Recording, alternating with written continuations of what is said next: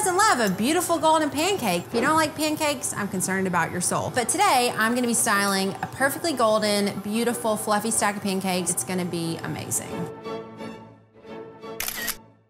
To make these beauties, I have my lucky spatula, my lucky pan, and my lucky burner. It might sound like there's a tiny alien screaming inside of this. Don't worry about it, it's totally fine, totally normal. This is actually an induction burner, which is gonna give you a really flat, even source of heat. If you have a heat source that there's not even heat distributed throughout, then you're gonna get this ring around your pancake. So this dark golden brown, that happens, and that's a cool look and it can work for some recipes, but my golden, amazing standard of pancake is gonna be this one. Also, if you want a darker pancake, you can add milk to your batter and it's gonna look a lot more like this.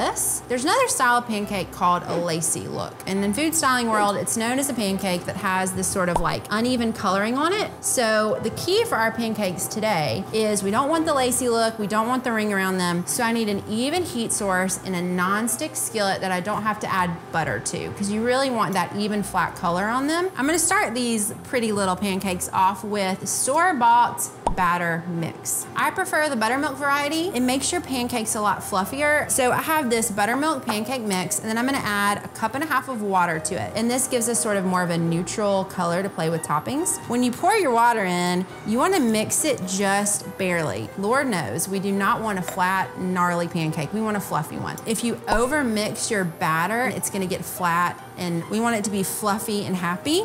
So I'm gonna pour the batter back in here because pouring it from the bowl is gonna make an oopsie doopsie mess all over your skillet, and that is not what we want. We want it to come from here so it's more of an even stream. And you wanna use the batter right after you make it. If the batter sits too long, like you're doing this, you're texting, you're posting an Instagram story, telling people about making your pancakes, stop it right now. Cut that off because you need to make it quickly, or that can also cause that ring around the pancake, so you wanna use your batter really fast. I have this on a medium-low heat, so you wanna go low and slow. You don't wanna go hot because they can burn. I have my pancake mix, and I'm gonna pour this from up high, about 6 inches. See how it creates that better circle shape? Brilliant! Question. Who knows when pancakes are done? Answer. You know your pancake is ready to flip when you see little bubbles around the edge and you see some bubbles forming in the middle. This pancake is looking good. It's looking dry around the edges. It's bubbly in the center. So I get my spatula completely underneath. Look at that! I love this spatula. It's very wide and it's very flat, which means you can get under the pancake really easily. Also, it says love on it, which I'm such a sucker for. It has memories tied to it because it's burned out on the side. One time I left this on the burner of a stove and burned it off, but you know what? I still use it. It still works. So this pancake's good. It's ready to go. It looks pretty perfect to me. I have this on a non-stick cookie sheet. It's not gonna stick to it, and also it's gonna lay flat. You don't wanna put your pancakes on like a cooling rack or something that has waves on it, because then they're gonna get waves in the pancake. So keep them flat, leave them separate, let them cool for a second, and then start stacking them. I'm gonna make one more, you guys. Again, pouring from overhead, make that perfect circle. When we stack our pancakes, we're gonna stack them from biggest to smallest on the top so that when we photograph the syrup, it's gonna cascade down the sides in a really beautiful way.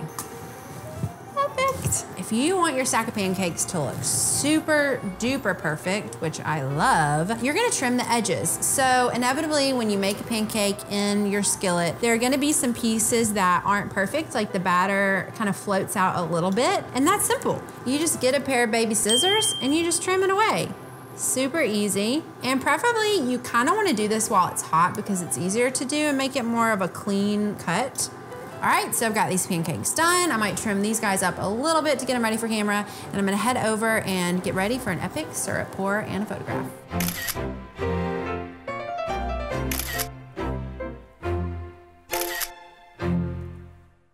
All right, so we have our scene all set up for our pancakes. Like I mentioned earlier, we're gonna wanna plate the pancakes from the largest on the bottom to the smallest on top so we can get that really nice little syrup drizzle down the top. So the white plate is gonna give more contrast to our pancakes and all the beautiful toppings we have picked out. And then our light gray is gonna create that beautiful, light, springy, summertime mood. Tip number 17, however many tips we've done.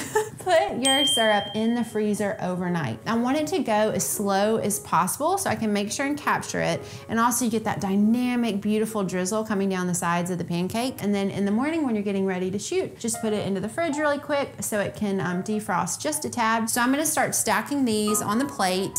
This looks like my biggest one. Put the edge towards camera that's the prettiest edge. So the edges that you trimmed, put that towards camera. You also notice I'm wearing a banana shirt. That's because you want bananas on your shirt, not on your pancakes. You can listen to Jack Johnson all you want. Make you banana pancakes. Love it, but don't style it on your pancakes because they're gonna turn brown and not look appealing whatsoever. So I'm gonna play with the stack.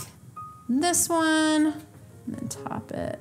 Ah, perfect. That looks amazing. I love the idea of fresh fruit on these. It gives a natural pep to a dish. It gives a natural intrigue. So I love strawberries, and I cut these in half so you can see these perky little green tips. And I kind of want the fruit to be the second focus of the shot after the pancake. So I'm gonna put a strawberry on top and then put these little pops of red all around the stack. Kind of just strategically placed. Get the prettiest sides towards the camera. I'm also gonna add in some kiwi for that fun bright green. I may kind of tuck one behind my strawberry there. And then blueberries.